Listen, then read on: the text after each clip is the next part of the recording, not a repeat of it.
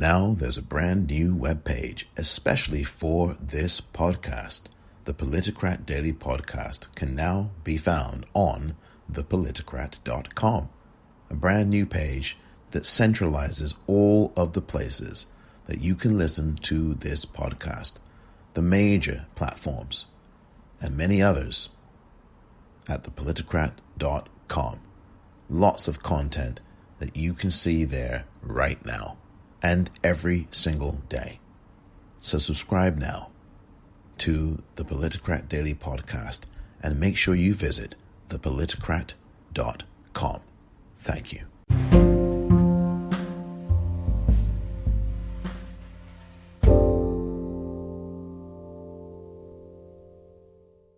Welcome to the Politicrat.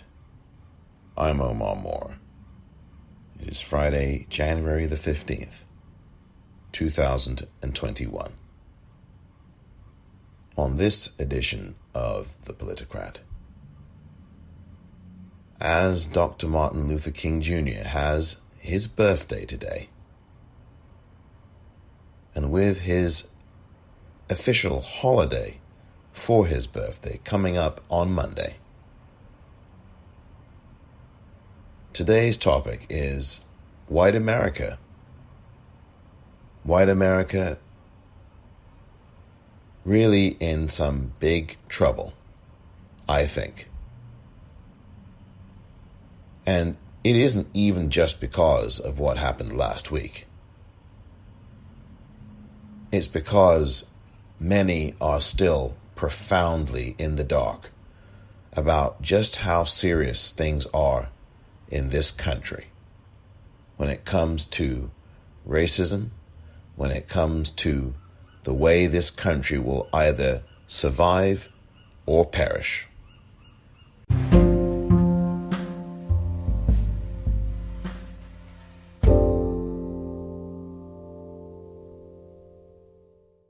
Welcome back. It's definitely a difficult time in this country, but when has it ever not been a difficult time? The United States of America is 244 years old.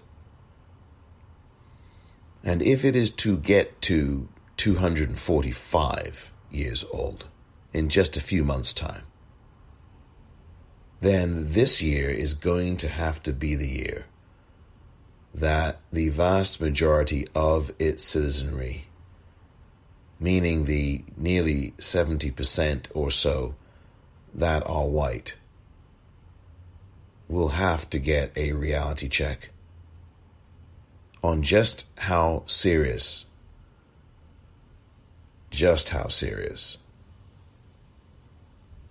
the threat to the very fabric of this country is.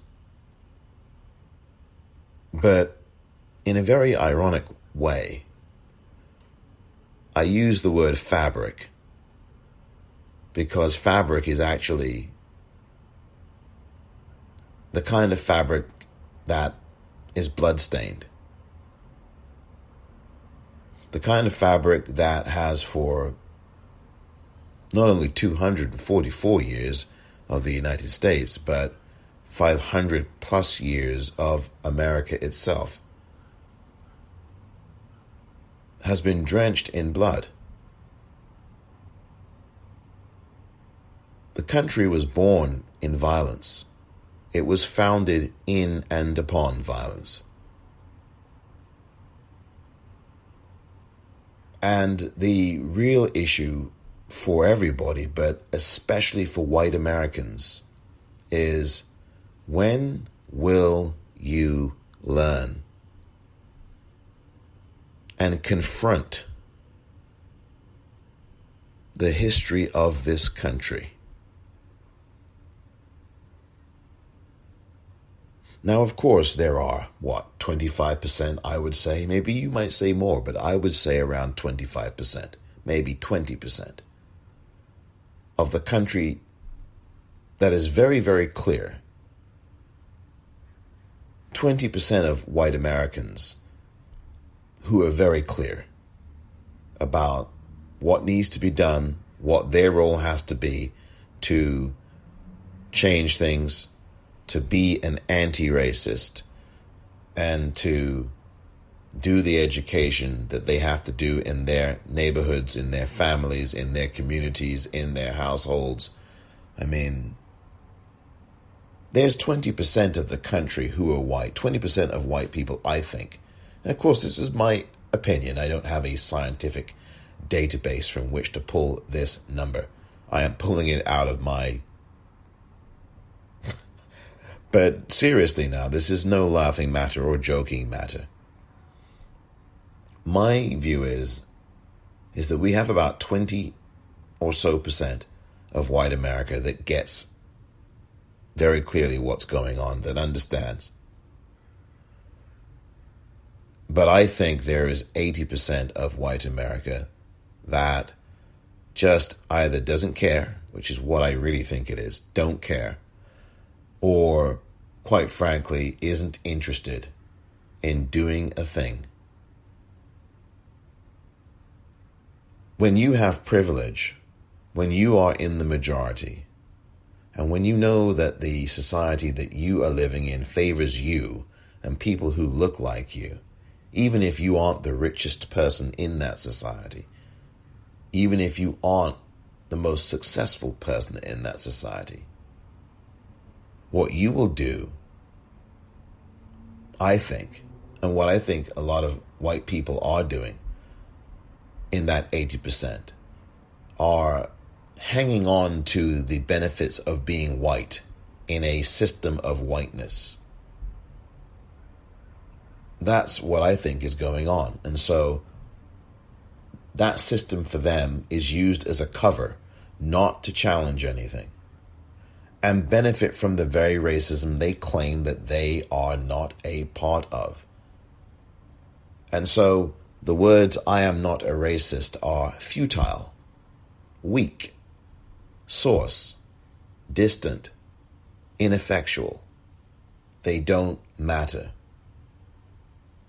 Because if you're not actively standing up against racism, if you're not actively in a company and saying, we need to hire some more black people in here, in fact, we need to hire black people here, period, I'm going to set about doing that, and I'm going to hire some. And here are my first 3 picks.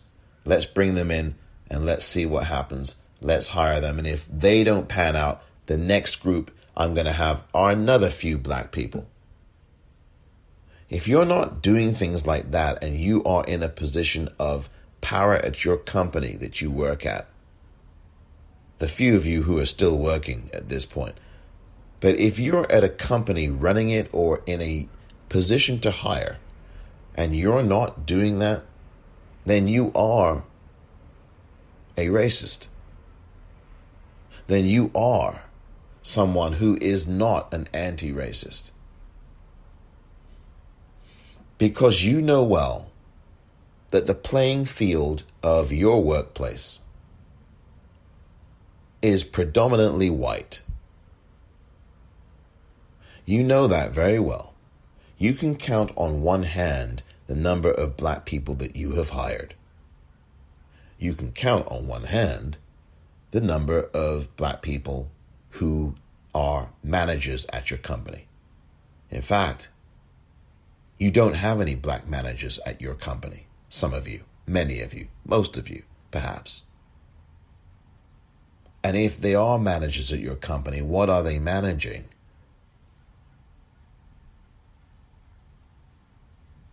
If you are the average white person, ask yourself seriously, how many black friends do you have?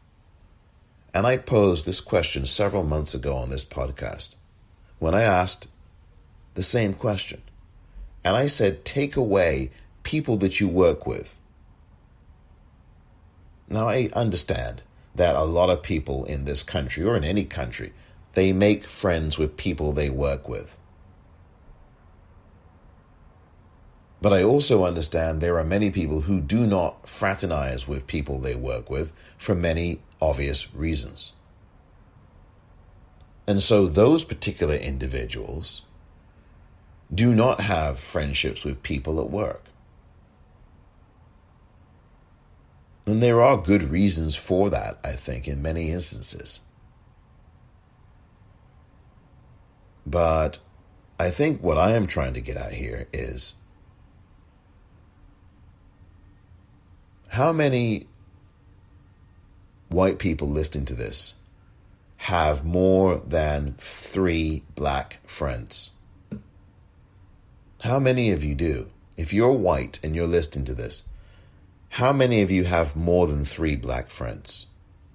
How many of you have more than 1 black friend?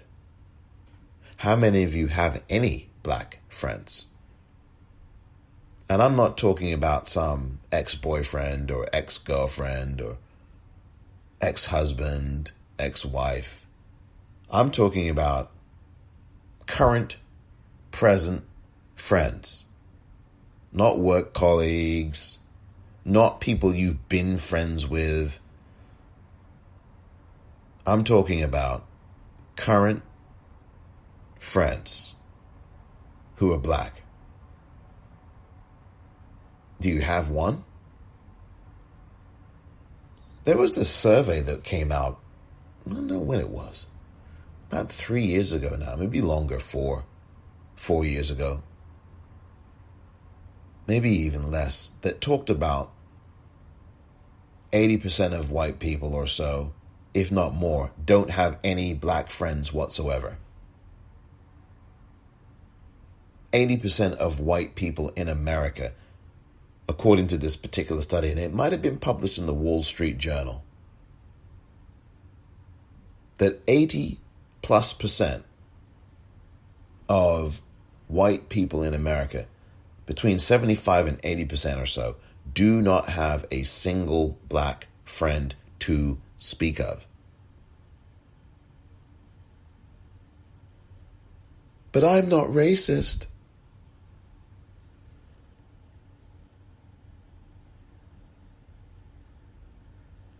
It's just one of those things to think about. I want to leave you with that for a moment. So I start with the very personal, a personal challenge. First, about your role. Second, about if you are someone at a company, do you actively pursue black people to hire? Have you hired any in your company if you're someone who is in a position of power? If you're not a hiring manager, have you made recommendations? Have you presented candidates? That's another part of this. And yet another part of it is your circle of social friends. How many of them are black presently? You know, it's almost as if I would love to just put this on Twitter anonymously and ask white people on a poll, because you know I love polls in that way. You know, I love polls that I do. But I don't like any other polls. It's just a purely selfish thing. I will put these polls up on Twitter. Sometimes I'm sure they're a little bit silly, I think. Some of them I think are less so. But then again, here I am saying that, and I don't care for the polls that are done by these pollsters here in the United States, at least, because they are frequently wrong, and people rely on them to their detriment. And as you know well, I kept saying throughout the U.S. presidential election not to rely on polls. And I was right again, because, of course, these polls had things skewed completely wrong in a number of states, which is the new expectation. I'm not even going to say the word normal. I'm actually going to be talking to a pollster, but the pollster I'll be talking to is not from the United States. So when you hear that conversation in the not too distant future, do not be surprised, because it's a very different kind of conversation that I plan to have. So I want you to stay tuned for that in the very near future. So all of that is to say, that this Wall Street Journal study, or whatever study it was in, whichever publication, said between 75 and 80% of white people in this country do not have a black friend. So that's the first part of this, is all those things. The hiring, the friendships and that and all of those things. I'm going to come back with the second component, and then I'm going to talk about why I think white America is in for a real rude awakening here. Because if it has taken people 244 years to figure out that A, Black Lives Matter, and B, that there are white people who are bent on destroying the country with their violence and their sedition and their treason, if it has taken 244 plus years for many white Americans to understand this intrinsically, and yet there still isn't any kind of countermand or demonstration against this, in the wake especially of what happened last week, even in a pandemic, and I understand that, then I really do think that white America is in really, really serious shape, bad shape. I'll come back with a little bit more about why in just a moment.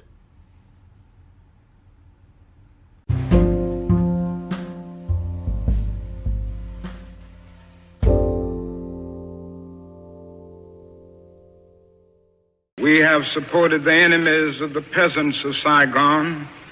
We have corrupted their women and children and killed their men.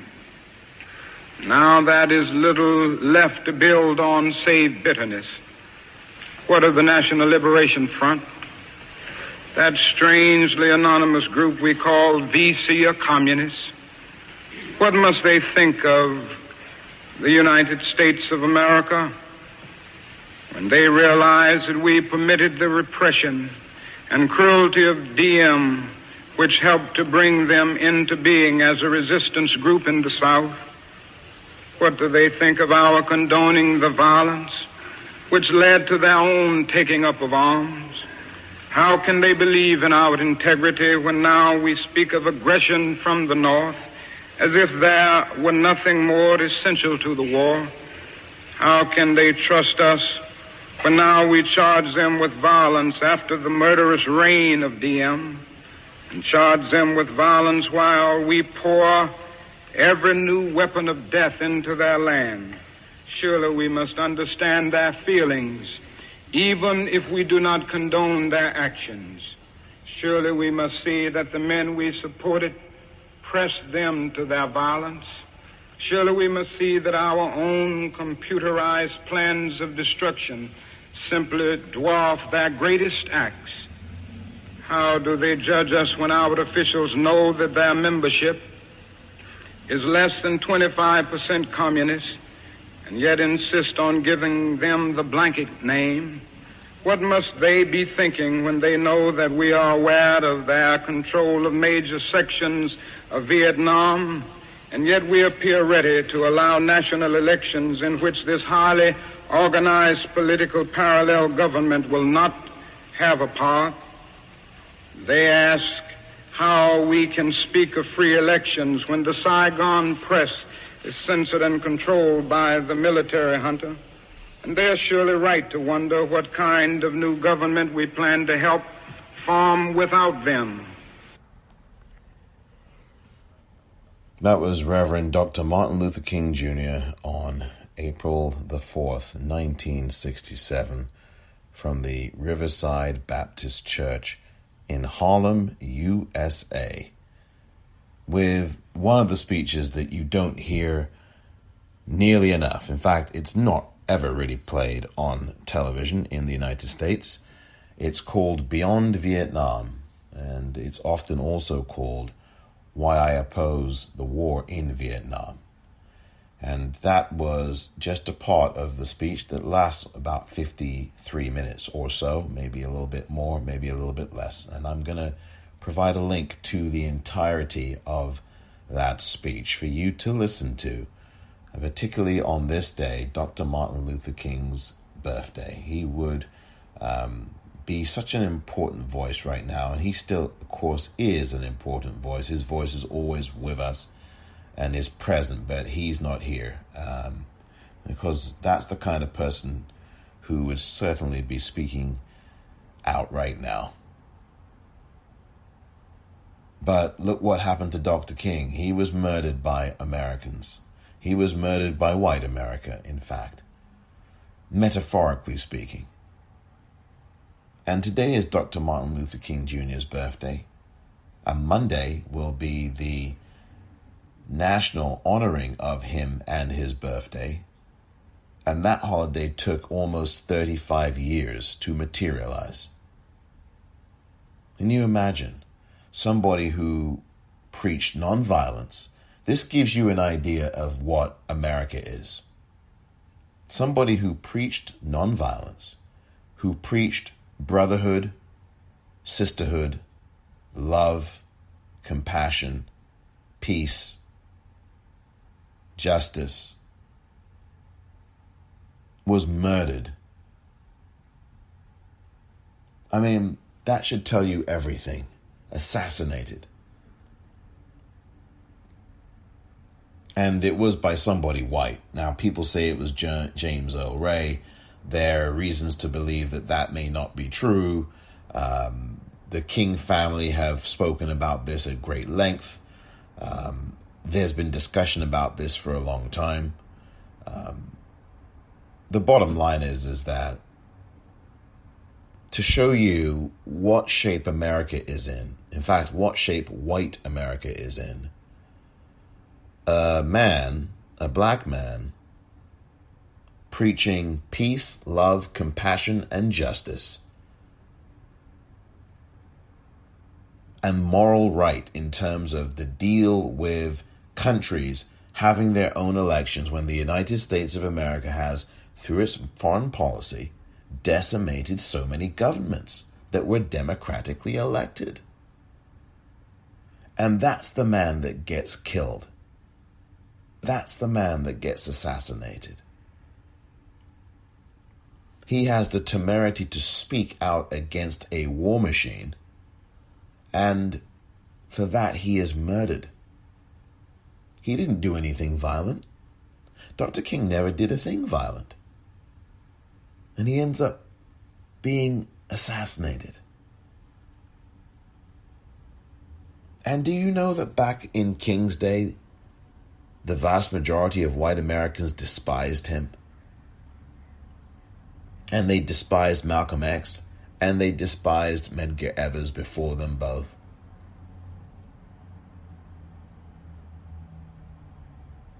And that the New York Times had written some scathing editorials against Dr. King. In 65 and 66, you can look at all of them. They are available. But this notion that white people somehow loved Dr. King is just nonsense. And post his assassination, they loved him. Not every one of the white population in America, and there were some friends of his, obviously, who were white, and there were people in the civil rights movement who were white, who marched alongside him, some of whom died, like Viola Louisa, like James Reeb. Those are just a couple of the names I can mention. So there's very clearly, I'm not saying every single person. What I am saying is that there is a vast indifferent majority, but that indifference isn't just indifference, it is its own racism. And that indifference is the racism. And that's the thing that those white people have, that they are completely uncaring about, and they're very clear. And I say this not just because of experience. I say this because white people tell me this. I don't even have to have them tell me this. I know it. I see it. You see it. It's on your TVs. You know people in your family, as I've said before, who are racist. You know people in your family who use the N-word right now in 2021. You've used it. You have a spouse who uses it. You've taught your children to use it. You know friends of yours who use it. You grew up in a household where it was used. How many of you who are white, who are listening to me now, whether you are white Americans or white anything else or anyone else, grew up in a household where your dad or your mother or your brother or your sister said N?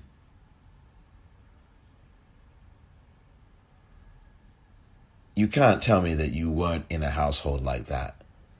And if you weren't in a household like that, then a friend of yours definitely used that word, that heinous word. It's not even a word, it's just an evil utterance.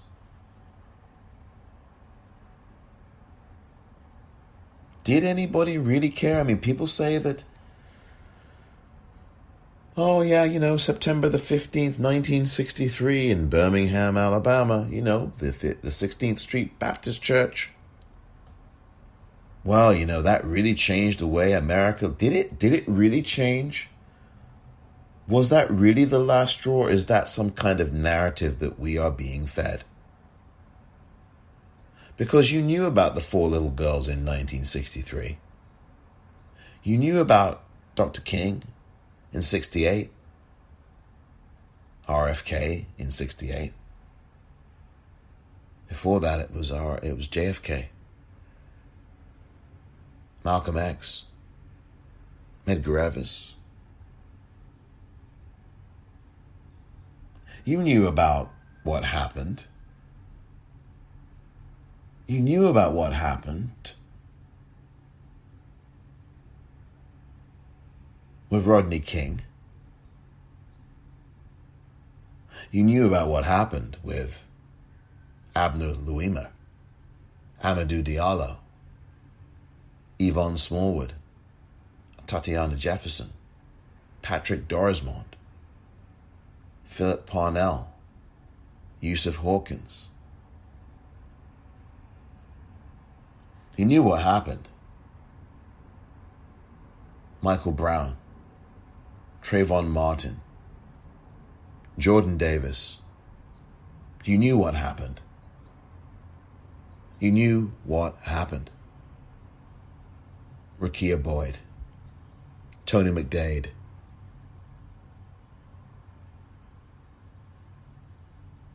Sandra Bland. You knew what happened. Ahmaud Arbery, George Floyd, Breonna Taylor, Rayshard Brooks, Eric Garner. You knew what happened. You knew what happened.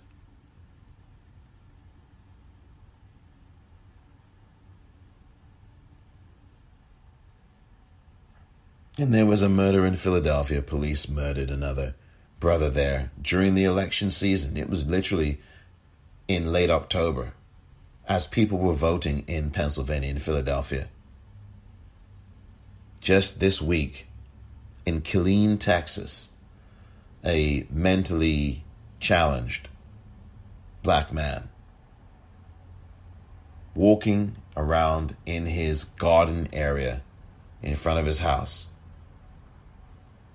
didn't have any weapon on him. Was murdered. Just like Tamir Rice was murdered. Just like John Crawford III was murdered.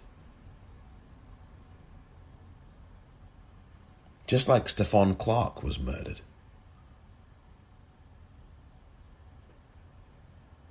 We literally cannot even walk down a street anymore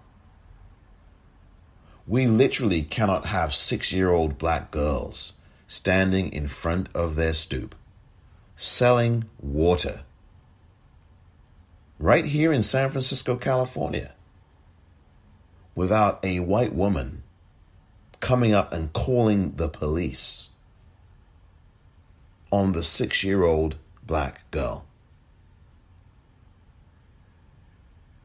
We literally cannot even stand in front of our homes that we own without having some white couple, some white man and white woman question, what are you doing? You don't live here.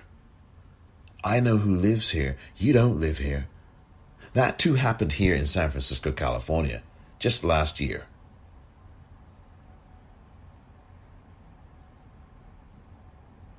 All of these events, whether it's police doing this or whether it is the average white person doing this, and the sickness of it all, dear listener, is that people are giving these folks nicknames. Barbecue Becky, Karens. That's how a sick society is. That is a racist society that will turn these acts of trauma and interrogation of black people by white people into nicknames for the interrogators, for the assaulters, for the people inflicting this racism and trauma on us, putting us in risk of our lives. And instead of calling this what it actually is, you call them Karens. You call them Barbecue Becky. Instead of calling them the racists that they are, you are just comfortable in this society. Your privilege drives you. And by the way, there's some black folk who know better who also join in this. And you keep repeating that word, Karens. It is so utterly pathetic, actually. And it says a whole lot about American society. That we would turn, not we, me, and maybe not you. That people would turn people who do this thing into nicknames.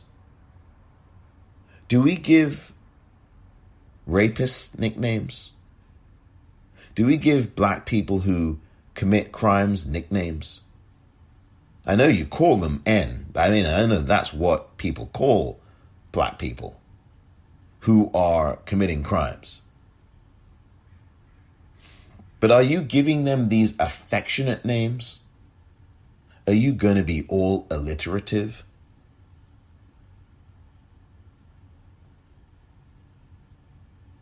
Yeah, you call her Barbecue Becky.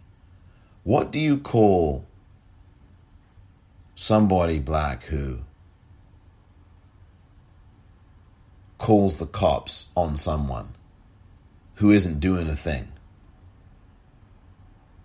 Well, you really don't, because this is not something black people do.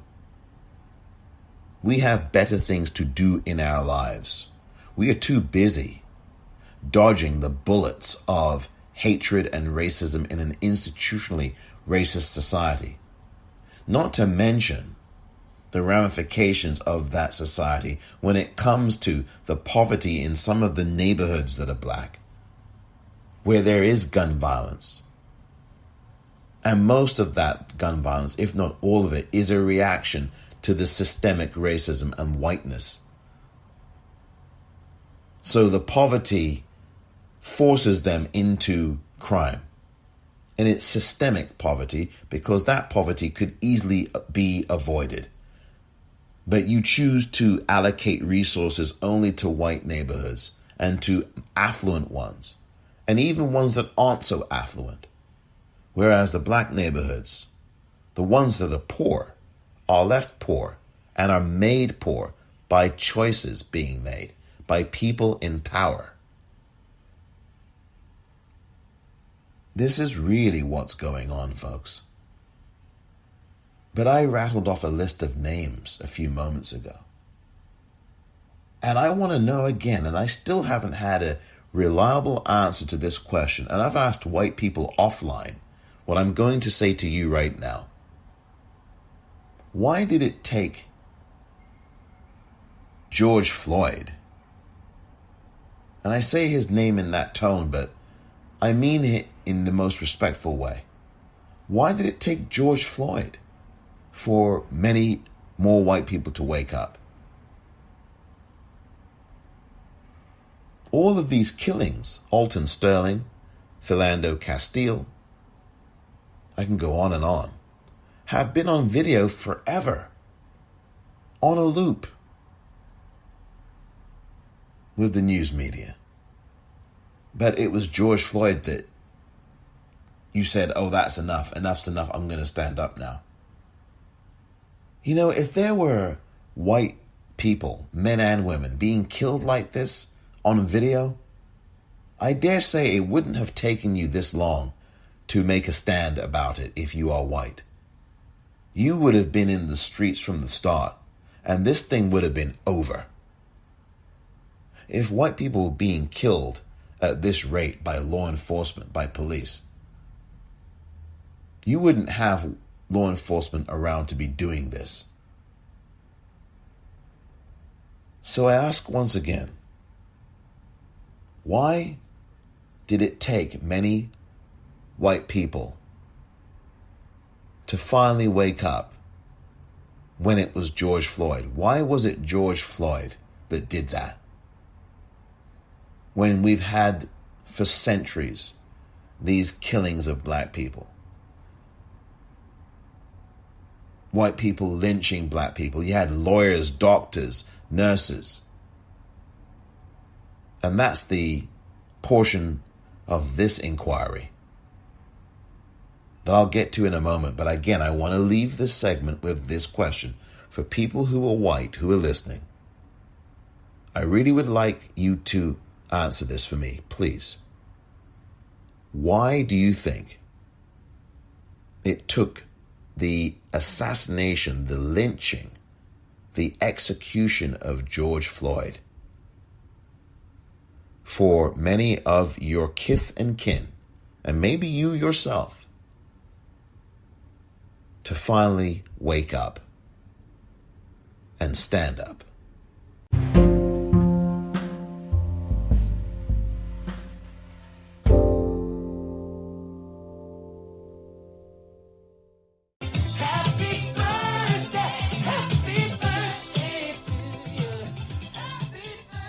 Stevie Wonder with Happy Birthday. Dr. Martin Luther King Jr.'s birthday today, and may the good Lord rest his soul. May he rest in power eternally. Dr. Martin Luther King Jr., American hero, civil rights legend, of course, and leadership unparalleled in human rights and civil rights in the United States. And, of course, the Nobel Peace Prize winner as well, incidentally. But more importantly than that, he was someone who was the conscience of America. And in many ways still is. You know, we lost the conscience of America as well last year in John Lewis. We also lost some of the other lieutenants or lieutenants, as it's pronounced in England. People like Reverend Dr. Joseph Lowry and Reverend C.T. Vivian, Dr. C.T. Vivian, two other great stalwarts of the civil rights, human rights movement of the 1950s and 60s, who were really very close to Dr. King as well. And, these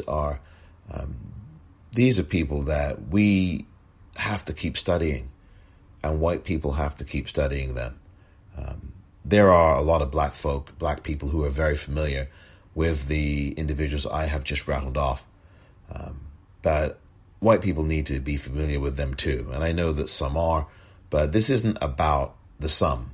This is about the many who aren't or who do not care. And as I said to you before, there are many people that I know who have told me this, who are white, who have told me this. I know someone who told me recently. I'm not going to give out names or anything like that or anything else, but I will just say that they told me recently that they want to leave their town because the level of racism now, outward racism by white people in the town that this person is so sky high that the person wants out. And that person who is white is her or his. I've just given the game away here. But they want out. They totally want out.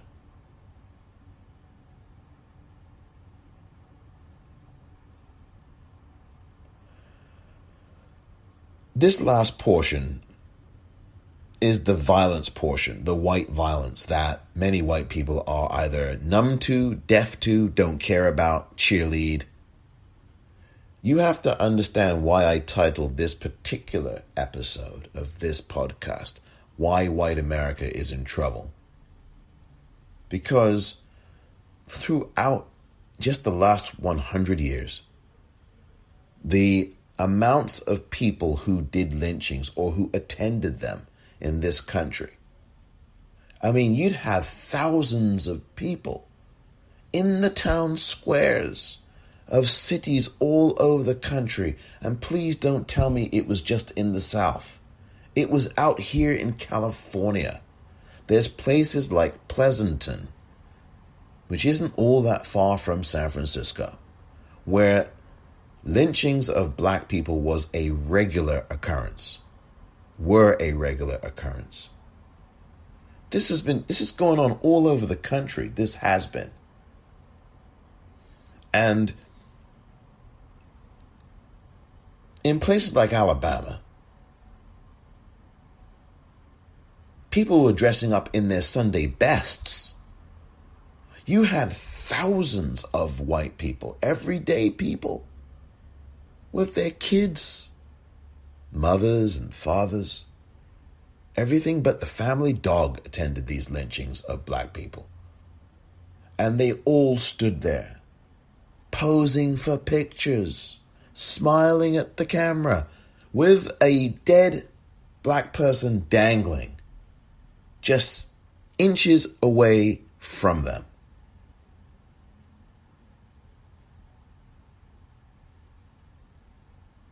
That should tell you that you are in real trouble in this country, because you're going to get a rude awakening. The country was born into violence, and anybody who's standing there posing for pictures, watching black people get burned alive, castrated, eviscerated, disemboweled. People don't even know. I want you to go and look up Moore's Ford Bridge.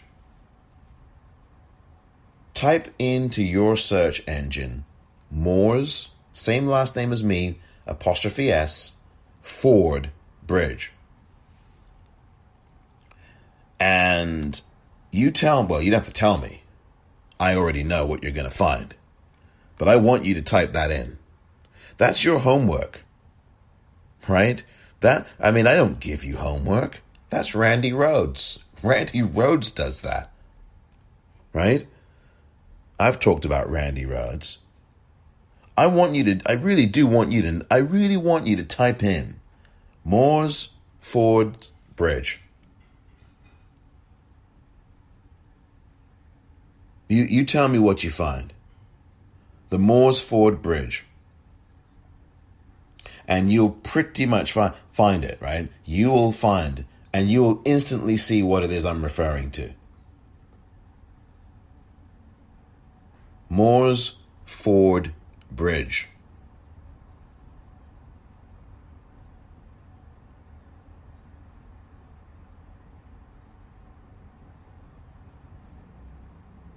Do you know who James Byrd is? I know that there are people who do, but do you know who James Byrd is? I want you to type his name into your search engine as well. James Byrd, and his last name is B-Y-R-D. Type that name in as well. What I'm trying to say to you is that this white violence must end. It must end. It is killing too many people, including, by the way, some of you. You have a 17-year-old in Kenosha, Wisconsin. And to show you how sick, once again, this all is, how evil the country is in terms of the way that white people absolutely behave when this happens. At least the ones I'm about to talk to you about. That 17-year-old murderer murdered 2 white people, by the way, and then shot another one, shot his arm off, admitted it, said, I just killed people. I've killed 2 people. I killed people. Said that to the police, and the police let him walk. They let him go. Do you not remember that, dear listener? August of 2020. They let that 17-year-old murderer go. Back across state lines. His mother had given him that AK-47 or whatever, AR-15, whatever it was. But it was an assault rifle that was illegal and it should not have been brought across state lines. And he was released on bail recently. And he's got this t-shirt on. And he's laughing and posing for cameras. And he's got a GoFundMe page that's in the millions of dollars have been donated to the guy. He's 17. He's a murdering thug. He's a murderer. And there are people who have donated money to him for murdering 2 people. And on his t-shirt are the words F-R-E-E, free as fuck. And that, dear listener, is the very definition of the very serious trouble that white America is in. Black people know this story, and we know how it ends. We fight for this country when this country hates us. And I've said this before. Black people are the most patriotic people in this country. And that is going to irk some of you listening. But that's okay. You can be irked for an episode. We go through this every single second of our lives. So if you want to be irked, that is obviously your prerogative. But this is a truth. We are the ones who save this America, even when it doesn't care about us, when it never has cared about us. You've got people caged, brown people caged, kids in concentration camps right now. Justice Department memo comes out yesterday or the day before, report that the Justice Department didn't care. It was their doing. They wanted it to separate these families and do it deliberately to cause pain and hurt.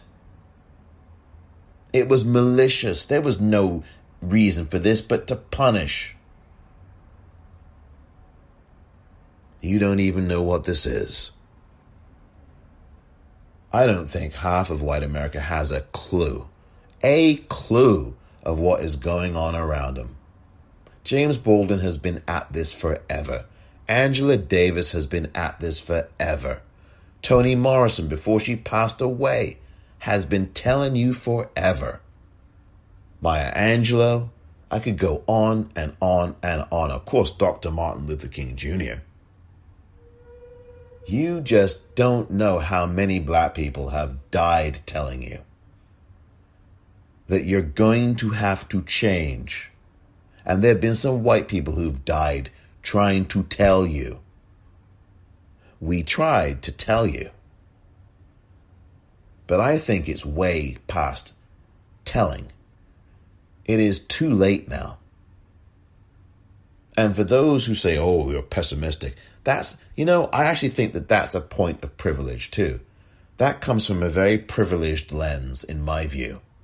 To call me pessimistic when all I've known and my ancestors have known since we were dragged here in chains from the African continent has been violence and racism and discrimination and institutional systemic whiteness and anti-blackness, which is also systemic. To call me as a black man, as a black person, pessimistic? There's something wrong with you, not with me. This isn't even about pessimism. This is about what has happened to me, to us. This is about what happens when, as I told you before on this podcast, you go into a laundromat in San Francisco and you've got some white guy without a mask on top of it saying N in the woodpile in 2021 or in any year. Doesn't matter what year it is. None of it's acceptable. So excuse me if there's somebody listening to this thinking, well, he's just doom and gloom.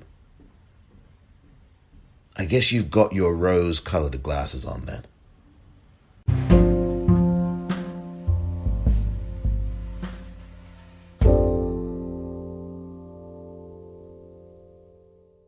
We tried to tell you. We tried to tell you. Viola Louisa tried to tell you. Malcolm X tried to tell you. James Reeb tried to tell you. John Brown tried to tell you. Nat Turner tried to tell you.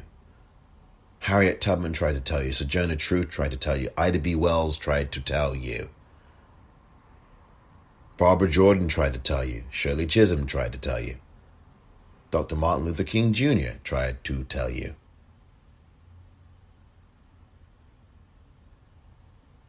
James Baldwin tried to tell you. Medgar Evers tried to tell you.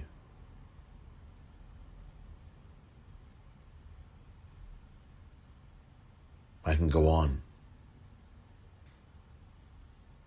What are you going to do about all of this? Police allowing a 17-year-old murderer who admitted his crimes to walk free. Police allowing a violent, terroristic, insurrectionist, seditionist coup attempt to happen. Opening up the barricades, waving them in, posing for selfies. Do you notice the theme? I'm posing for selfies, like I posed with the dead black bodies that were hanging, that were burnt at the stake. Do you notice the theme? I'm posing next to those pile of Iraqi bodies, those Iraqis that we piled up, dead or alive, in Abu Ghraib. Do you notice that? Do you notice the theme, America? Do you notice the theme, white America? And then you would sell parts of our bodies.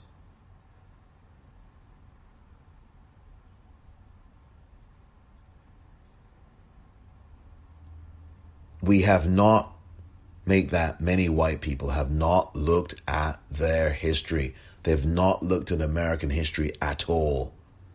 They don't want to. They don't care to. They don't care. That is the conclusion. They are racist and they do not care.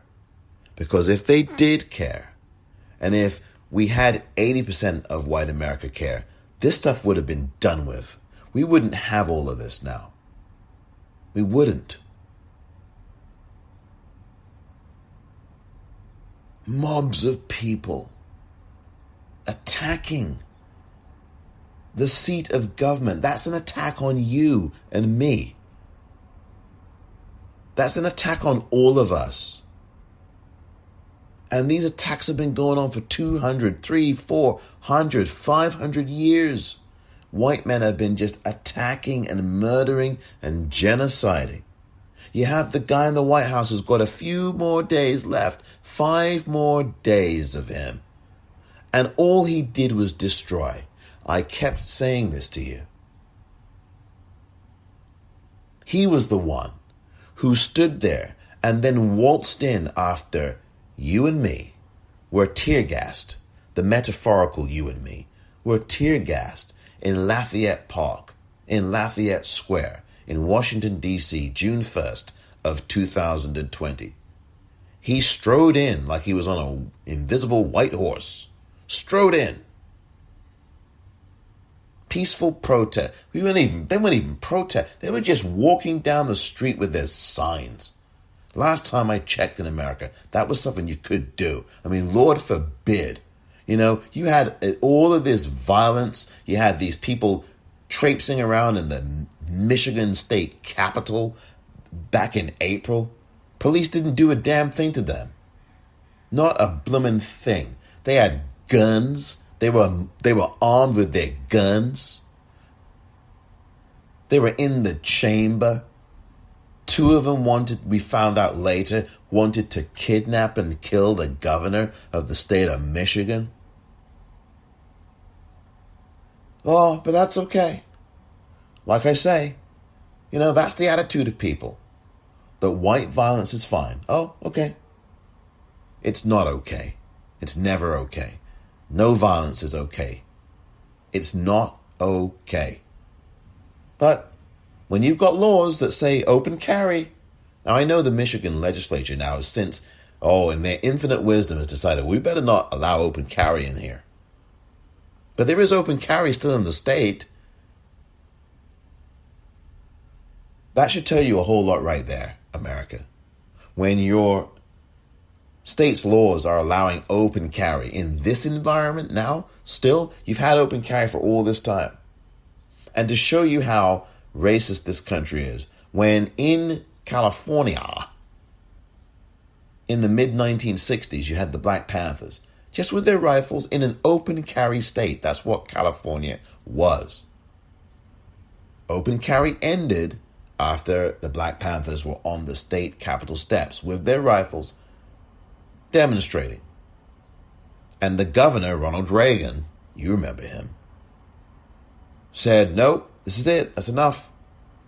We can't have those people, those black folk, with weapons. And that was the end of open carry in the state of California. You see how perilously evil? Do you see how this is a system of whiteness? And in a system of whiteness, somebody who is Asian can utilize whiteness because it's a system, not a person. But it is tied to white people, and it is tied to power, and it is tied to oppression, and it is tied to discrimination and racism against black folk, against anybody of color. This anti-blackness that is very rife and pervasive. It's in the system. It's part of it. And so you had Donald Trump parading around on June the 1st of last year. Police attacking, tear gassing, soldiers attacking. You had police attacking journalists, attacking black people. Actually, it was mostly white people that was walking in that demonstration, attacking them, tear gassing them. But where was the tear gas for this lot of terrorist thugs, this group of terrorists? Because the people walking in June were peaceful, and they got attacked. And then the terrorists who beat a police officer to death on the steps of the Capitol and caused the deaths of 4 other people. One other additional person took his own life. That was a police person. Where was the tear gas for them? And I'm not even advocating violence, but I'm just saying, Where was the tear gas for them?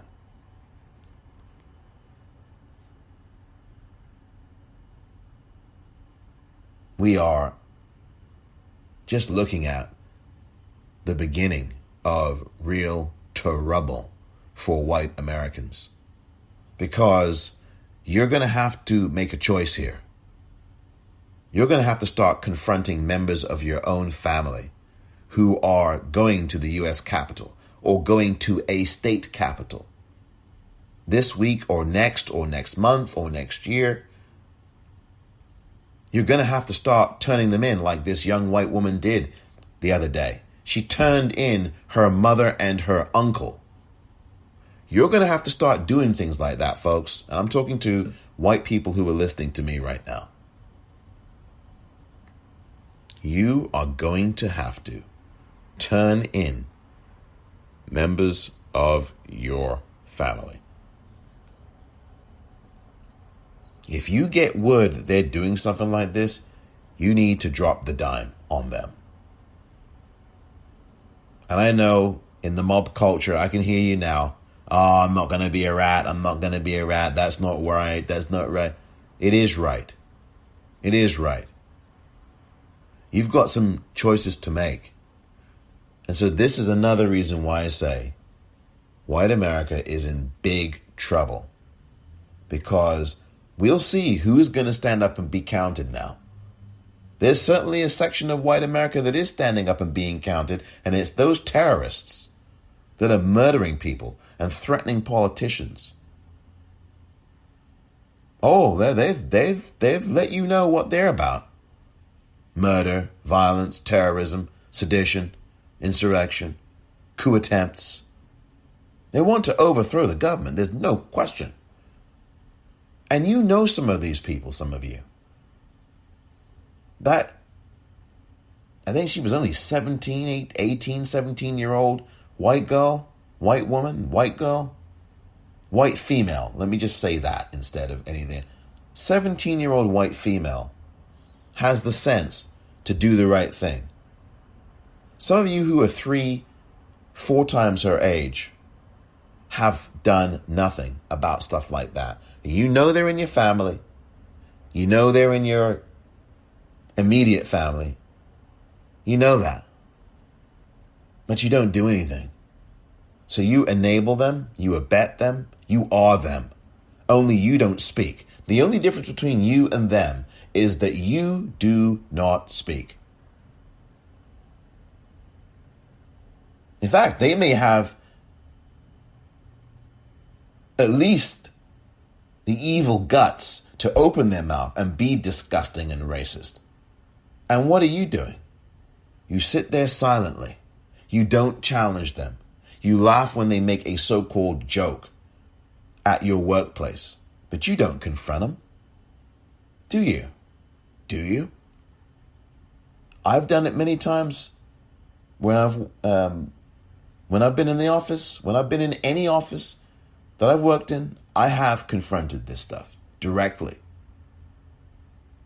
Sure, you know that you could be risking something, but if you are someone who talks the talk, you have to walk the walk.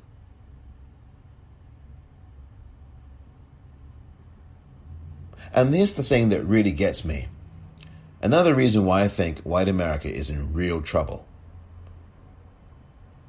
is that when an Olympic gold medalist swimmer gets arrested and charged for being involved in this terrorist, violent, attempted overthrow of government, and they can tweet out something like, "This is very disconcerting,"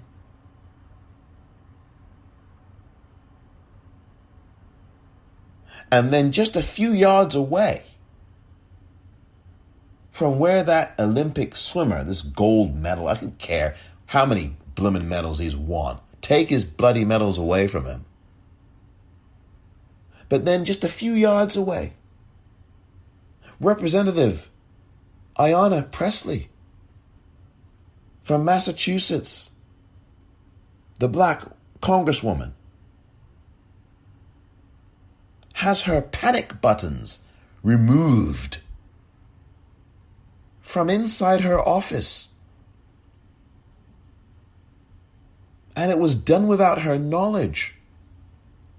She found out somehow, but it was done. Nobody told her they were doing that. Somebody removed the panic buttons inside her office. Is that disheartening? Is that disconcerting? The actual tweet was, "This is very disheartening."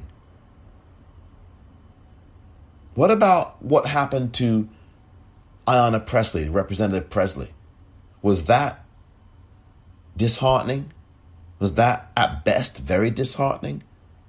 And that's what gets me. And yes, it was a white person who made the comment on Twitter.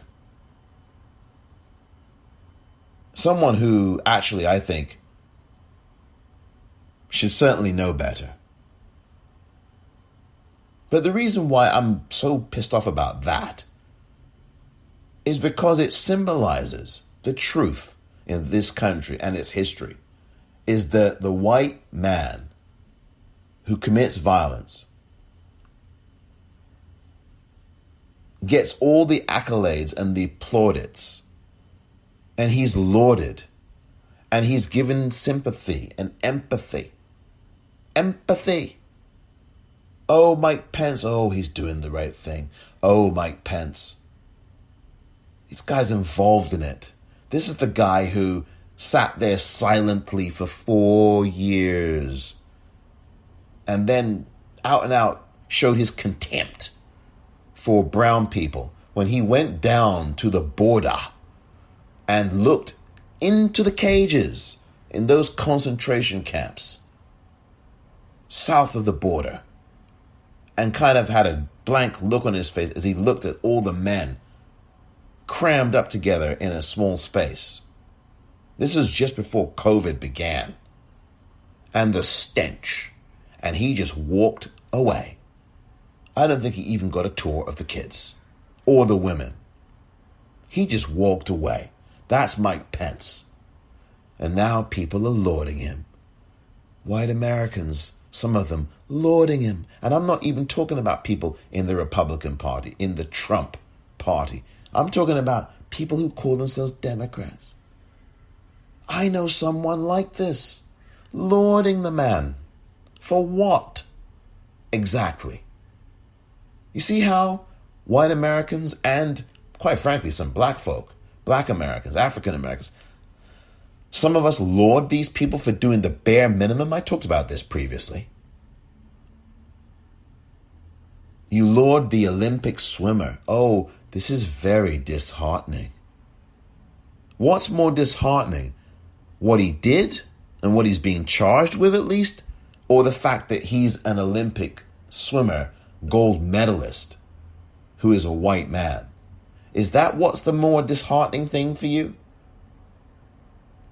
Or is the more disheartening thing for you that a congresswoman had panic buttons, emergency buttons that she could press to get Capitol Police summoned immediately to her office should there be some kind of intruder, should there be somebody committing violence against her or threatening to? She could press a button someplace silently and bring the police to her, and those buttons were removed in this climate. So what's more disheartening? And that is at best disheartening. At worst, it is evil and needs to be punished. And they need to find whoever that was or whoever they were that removed those panic buttons. Oh, yeah. But somehow when Matt Lauer has a panic button or a lock under his desk, that gets a bit more attention and a little bit more alarm than Representative Ayanna Pressley, who is a congresswoman, and they're attacking her and threatening her life and removing panic buttons. See why the country's in trouble? It's been in trouble. It is troubled. It's been troubled. And articles in the Associated Press, white supremacy symbols. And they don't tie it back to the violent history of the country. Since the Civil War, and that's when it showed up, and they're still here today in 2021. And no examination of the system of which they come from. No examination of the genocide of Native Americans. No examination of the enslavement of Africans, of black folk. None. No examination of the laws, the Jim Crow, none of it. The Hilton Tay, the Hayes-Tilden Compromise, 1877. No examination. It's the white supremacy symbols, and they're just here. You're in trouble. You're in real trouble. Real trouble.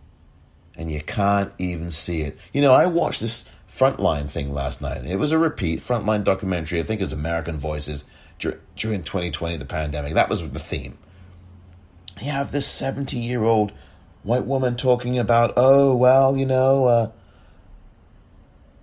don't think that it's not Black Lives Matter, all lives matter, and that's unfair to say Black Lives Matter. You're in trouble. You are in trouble. And Amy Cooper and, calling the cops on someone who's just minding his business, watching birds, that gets a call from the police. A brother here in San Francisco opening up his lemonade stand, open the key to the door, and 5 cop cars are on him. This was 2-3 years ago. And to support him, I went there and patronized him when I found out exactly where it was, in the Mission District here in San Francisco. And they had guns drawn on the guy. He had to show them his keys. Look, here, Mike. This is how evil it is. He had to show, these cops had their guns drawn. Their guns were drawn at this young brother who was opening his lemonade stand. Guns drawn at him. He had his keys in his hand to open his business. And some white person who had moved into the neighborhood decided, what's this guy doing here? He must be breaking in because, that's all black people do, You're so very disheartened by the white Olympic swimmer. But when it's the black person, some crime somewhere, it's to be expected. That is the white mind for you in 2021, in 1821, in 1521. It's expected.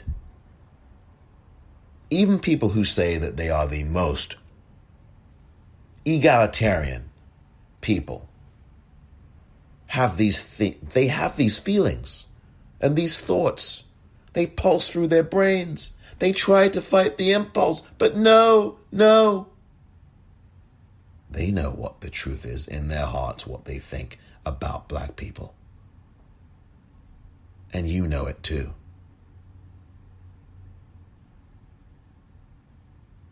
You underestimate, you undervalue, and you marginalize. You look at us through a fragment and you dismiss and trivialize us at your peril, when all the while the people who've been doing the saving in this country, by and large, are black people. Black women, when it comes to the ballot box. Eugene Goodman the other day, last week, when he led that bunch of pathetic white male terrorists. Pathetic. Privilege. And they're charging after the man. He looks around. Nobody manning that area where the Senate is still in session. He leads them the opposite way. saving the country. One man. You want to talk about Superman? Making up these films of the Man of Steel and DC Comics and all of this? What about Superman, Mr. Eugene Goodman? Didn't he leap tall staircases backwards in a single bound when he got those terrorists to follow him? And he was unarmed, by the way. I didn't know that because I couldn't tell whether there was a gun there or not. There was no gun because he's wearing an all dark uniform. There was no gun. He's unarmed. How come white cops can't do that? And how come, you know the outcome, if that's a group of black people running up them steps after a white cop, you know what's happening. Out comes the gun.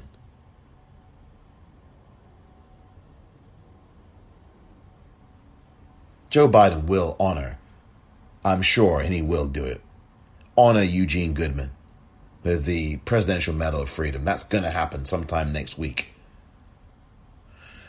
And I tell you, it's got to happen soon. I can go on and on. Harriet Tubman, Sojourner Truth, all these people who have saved this country when it didn't want to care to be saved. They didn't care to want it.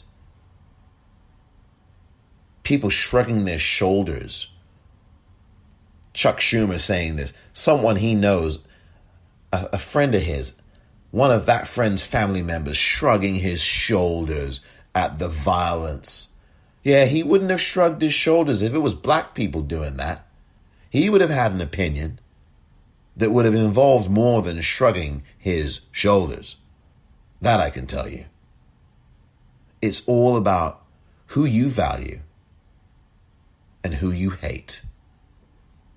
And it is really that simple.